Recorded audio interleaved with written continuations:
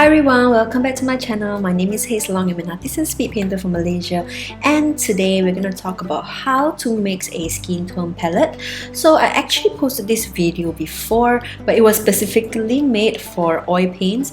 So I mixed the oil paint and I kept them in tubes like this. These are aluminium tubes. So the number 3, 6 and 4 refers to the gray tones and their value scale. So I have all the scales 1, 2, 3, 4, 5, 6, 7, 8, 9, 10. I also have the pre-mixed skin tone tubes for oil paints, and I have them in swatches, so you can see that the swatch is right here. So the method for mixing skin tone palette is the same whether it's for oil paint or for watercolor or gouache or acrylics. Now I'm going to show you my watercolor palette. I have a lot more space here in this palette and I get to put more colors in. So I have the skin tone palette and some strong colors here that I frequently use. So this is how you can make a skin tone palette in watercolors as well after watching today's tutorial. But today we are actually going to focus on mixing a gouache skin tone palette, which looks like this. So this skin tone palette has the orange strip for skin tone and a red skin tone strip as well.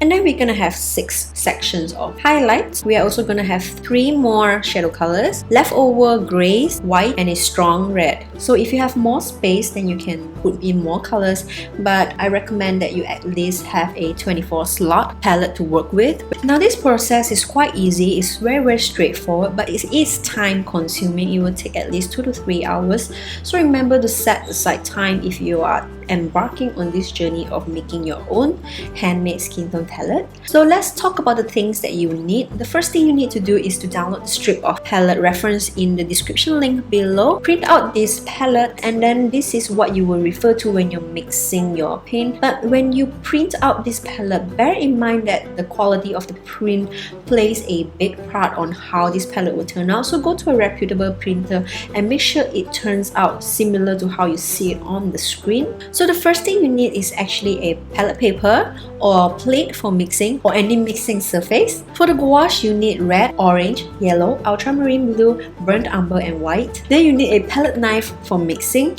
or 2 if you have extra, an airtight palette. So this airtight palette has the locks. It has so many locks. Underneath the cover is a rubber seal, and this rubber seal is so important for locking in moisture. Do not get palettes like this because you see it's starting to warp and it's just a rubber lid. So it's not airtight at all, and if you mix in this palette, it will definitely dry up for gouache. For watercolor, you can just use any watercolor palette. It's fine because you want them to dry up actually. For oil paints, you do need tubes. So the first step to do is to mix the black. To mix the black, we need to mix ultramarine blue and burnt umber. So mix a big pile. So when you are mixing your black, make sure that they are not too blue or not too brown, because blue is on the cool side and brown is on the warm side. So now we want to mix exactly in the middle, which is a neutral black.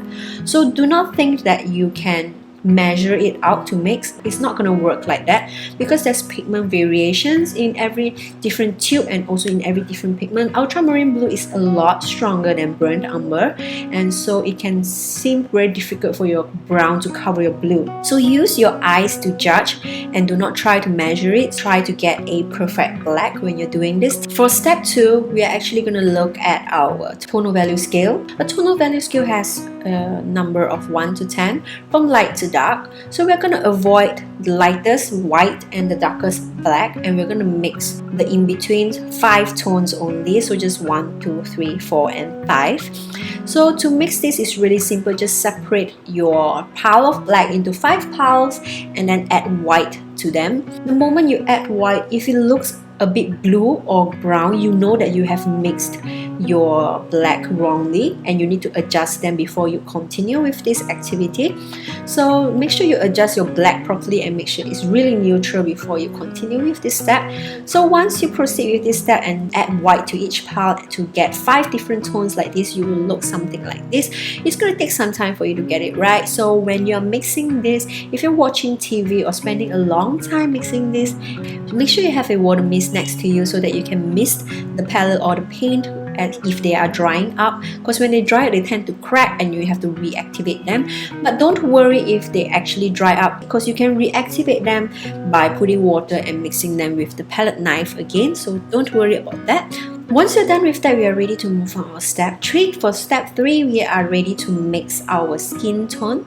So for our skin tone scale, we will have 5 values again, and we're going to start with the orange strip first. So the orange strip will be the strip that we use the most often, as they will be the color of our skin. So to mix this, just let's start with dropping in the lightest gray into our palette, and then we're going to drop in our orange from the gouache right from the tube, and then we're going to mix it up.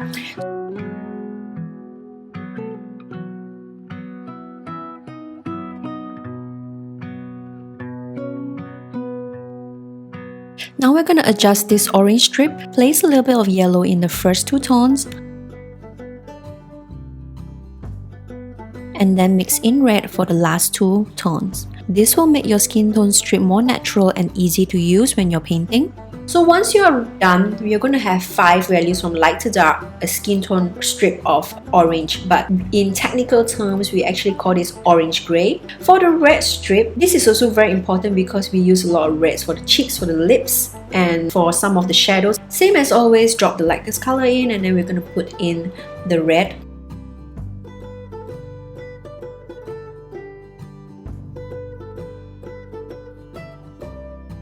And now to adjust the red strip, mix in orange into the first 4 reds to get like a salmon-like color. You can add white if you need to adjust the value. So every shade of red and every shade of orange should look like they are the same value. Like this is the same value, this is the same value, and this is the same value, this is the same value, and this is the same value. So if it's too far apart, or if your scales right now, here is too light or here is too dark, don't worry, finish the palette first. We can re-evaluate after that, because all we need to do is to add white. We do not need to add black anymore. For the next step, we're going to mix the highlights color. The highlights are very important because we do not want to use pure white for our highlights. If you use pure whites for our highlight, everything will look chalky. So we would like to have a various shades of colors that we can use liberally. So I'm going to have 6 sections dedicated just for highlights. So I'm just going to drop the whites in, and I'm going to have a yellow highlight, an orange highlight, a red highlight, and I'm also going to have a purple highlight which is made of purple and blue, and then I'm going to have a blue highlight and green highlight as well. The yellow highlight is really good for skin, the red highlights is really good for cheeks and lips, the blue highlights is really good for eyes, and the green highlights is usually good for very special occasions. After the highlights is done, let's move on to the step 6, which is the shadow tones. If you look here, we already have 2 shadow tones here, but we need more options to choose from in case our shadows are different color, or we are doing some funky hair color, right? So let's drop in the pure ultramarine blue right from the top into the section, and then we're also going to drop the burnt umber into the next section as well. This is going to be our warm black, and then we have our leftover black. We're going to drop our leftover black into one of the section as well. This will be our neutral black. For the last few slots, we like to drop in pure white from the top and also mix a strong red. If you have extra slots, you can consider mixing a salmon red, a red, or a pink red, but if you have limited space, you can just decide which one to go for. It's slightly stronger than my red palette and slightly more pure, but this is an important color to have because we have to use these reds for cheeks and lips, and if you do not want to be constrained to one type of red, you can have a few reds if you like. By now you should have some leftover paint, so I have some leftover grays here that I did not get to use. So for the leftover grays, I'm just mixing them or dividing them to put them into my leftover sections. So if you have extra sections here, you can refer to my watercolor palette, which I have a lot more pure colors because I have a lot more slots. A good color to have is yellow, aqua blue, turquoise if you like it, and purple. See what color you like and then just drop it into the palette as well, and then you can call your palette complete. So when your palette is complete, you can start to re-evaluate your skin tone scales. Make sure that the values are not too close together like mine right now. And I actually added white right now for my 3 lightest shades so that they are a lot lighter, but as light as you want them to be. make sure that they are not as light as your highlights, then your highlights will serve no purpose, right? And now let's talk about how to take care of your palette. When you are using your gouache palette, make sure you mist your paint often so that they don't crack or dry up. But even if they dry up, as like I said, you can reactivate them by adding water into them and mixing them with the palette knife. But if you are using them in a watercolor palette and you're using watercolor paint, you will actually want them to dry up before you keep the palette so that they don't drip around. For oil paint, there's not much to take care because they're all in tubes and you can't adjust the values anymore. For acrylics, I actually do not recommend that you mix really skin tone palette for acrylics, because when you seal acrylic, sometimes they tend to get moldy or fungusy, or they start to grow things in them, and then the binder starts separating. So this can be quite undesirable, especially if you open the container and you can smell bad smell. So that means that the paint has gone bad, and if you smell them, you can actually make you sick. Okay, so that's all for today. Try out the palette first if you actually mix this, and I'll work on making a detailed tutorial on how to use the skin tone palette in a step-by-step manner that can really help you. So I need some time to make the tutorial, but until then you can try out the palette that you have first, so that maybe you want to adjust them a little bit more or add more colors into them.